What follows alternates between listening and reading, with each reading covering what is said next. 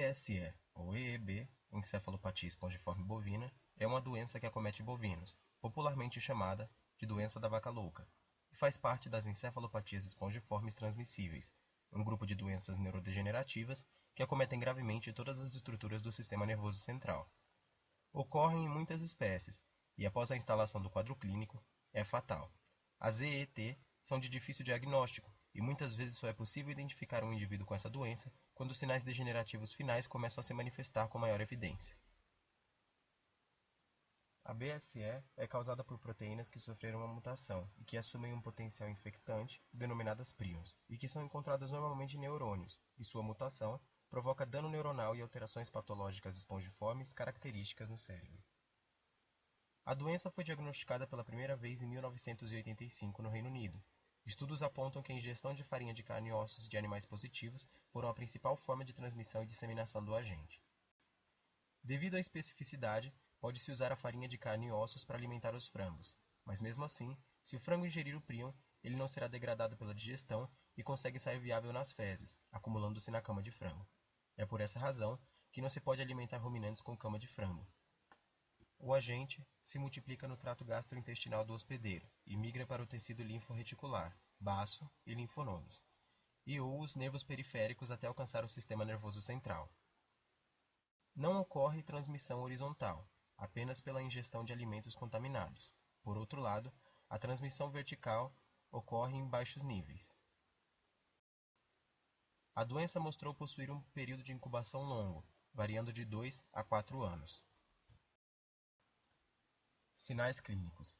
Os sinais possuem surgimento súbito e evoluem na maior parte dos casos de forma subaguda, demorando cerca de 30 dias do início dos sinais até a morte do indivíduo.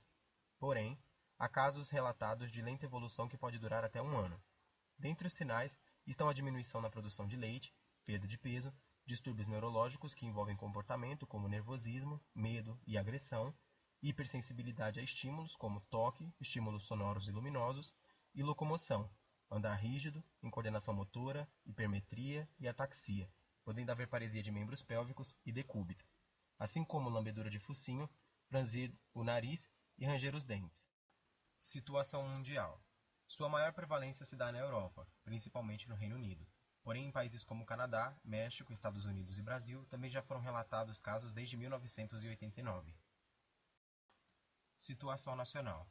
Desde o início da epidemia de EEB no Reino Unido, as autoridades sanitárias adotaram medidas para evitar a sua entrada no país, mantendo a confiabilidade dos mercados consumidores interno e externo.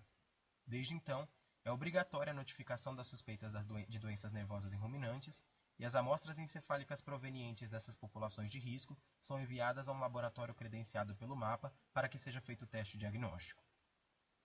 O Brasil tem um risco de entrada e disseminação da EEB muito baixo, o que pode tornar-se uma grande vantagem na conquista e manutenção dos mercados mundiais da carne, além de oferecer aos consumidores brasileiros um produto com maior confiabilidade.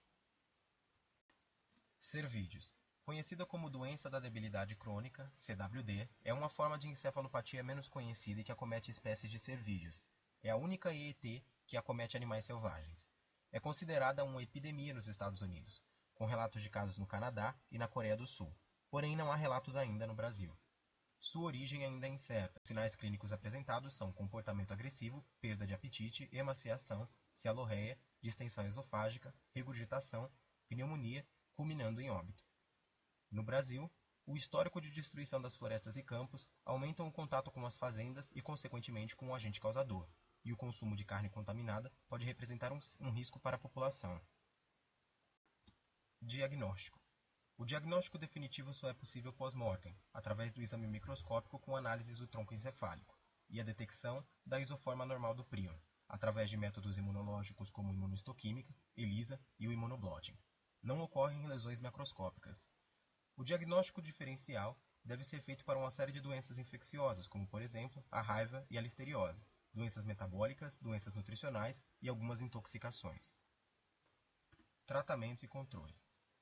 Não há tratamento para a doença até então, mas sugere-se o desenvolvimento de drogas capazes de deter a multiplicação priônica, ou até controlar a doença através da seleção de bovinos com um código genético resistente à doença. As medidas preventivas, hoje, são as melhores formas de minimizar o risco do seu aparecimento na população animal e na população humana.